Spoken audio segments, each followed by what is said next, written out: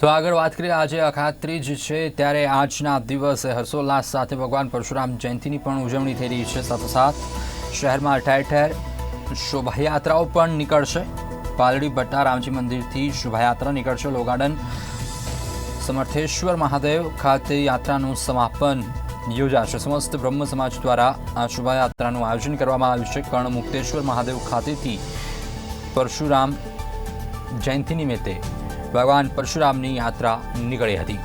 તો પાલડી ભટ્ટા રામજી મંદિરથી લઈને લો ગાર્ડન સમર્થેશ્વર મહાદેવ મંદિર ખાતે જે મંદિર છે ત્યાં યાત્રાનું સમાપન થશે।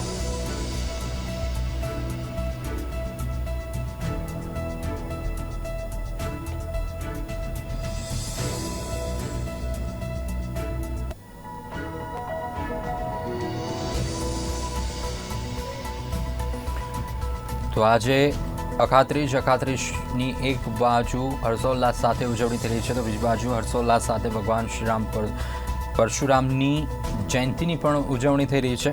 શહેરમાં ઠેર ઠેર પરશુરામજીની શોભાયાત્રા નીકળી। પાલડી ભટ્ટા રામજી મંદિરથી આ શોભાયાત્રા નીકળી છે અને જે હવે લો ગાર્ડન સમર્થેશ્વર મહાદેવ ખાતે યાત્રાનું સમાપન થશે। સમસ્ત બ્રહ્મ સમાજ દ્વારા શોભાયાત્રાનું આયોજન કરવામાં આવ્યું છે। કર્ણમુક્તેશ્વર મહાદેવ ખાતેથી પરશુરામ યાત્રા નીકળી।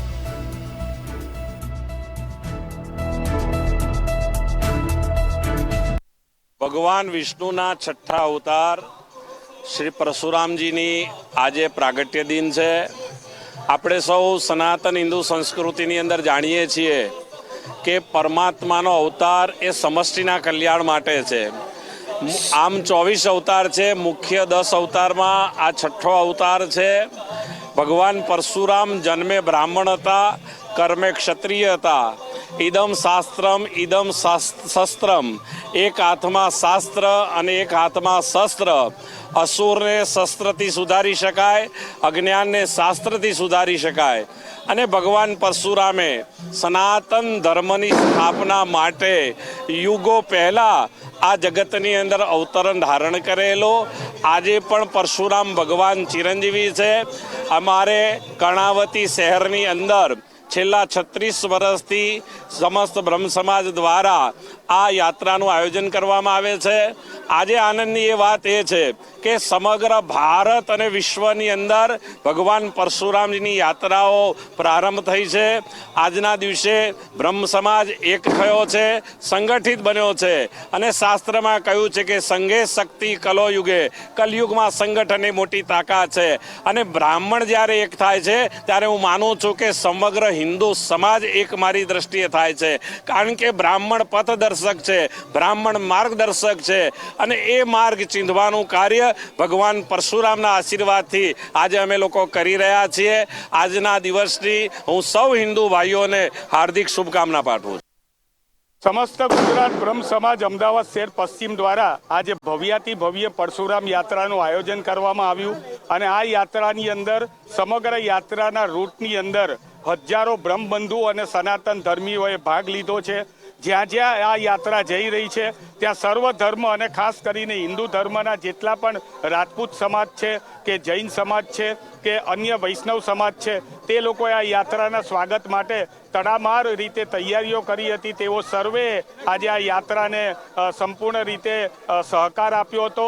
આ યાત્રાનું મહત્ત્વ એટલા માટે છે કે સનાતન ધર્મની અંદર પરશુરામ ભગવાન જે છે એ વિષ્ણુ ભગવાનના છઠ્ઠા અવતાર તરીકે જ્યારે પ્રસ્થાપિત થયેલા હોય અને ભગવાન રામજીના મંદિરથી, એટલે કે એ પણ વિષ્ણુ ભગવાનના અવતાર છે, એમના મંદિરથી આ યાત્રા સમગ્ર અમદાવાદની અંદર નીકળી છે।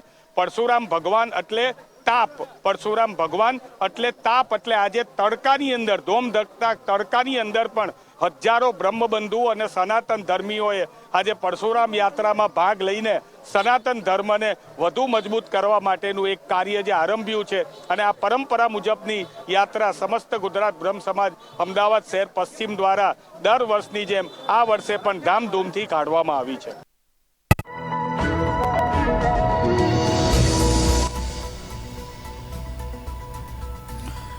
તો આજે અખાત્રીજ અમદાવાદ ખાતે સાથે સાથે પરશુરામ જયંતીની પણ ઉજવણી થઈ રહી છે. તો ભગવાન પરશુરામની જયંતીની ઉજવણી ઠેર ઠેર થઈ રહી છે. શહેરમાં શોભાયાત્રાઓ ઠેર ઠેર નીકળશે. પાલડી ભટ્ટા રામજી મંદિરથી શોભાયાત્રા નીકળશે, જે લો ગાર્ડન સમર્થેશ્વર મહાદેવ ખાતે યાત્રાનું સમાપન થશે. સમસ્ત બ્રહ્મ સમાજ દ્વારા આ શોભાયાત્રાનું આયોજન કરાયું છે. કર્ણ મુક્તેશ્વર મહાદેવ ખાતેથી પણ પરશુરામ ભગવાનની યાત્રા નીકળી હતી.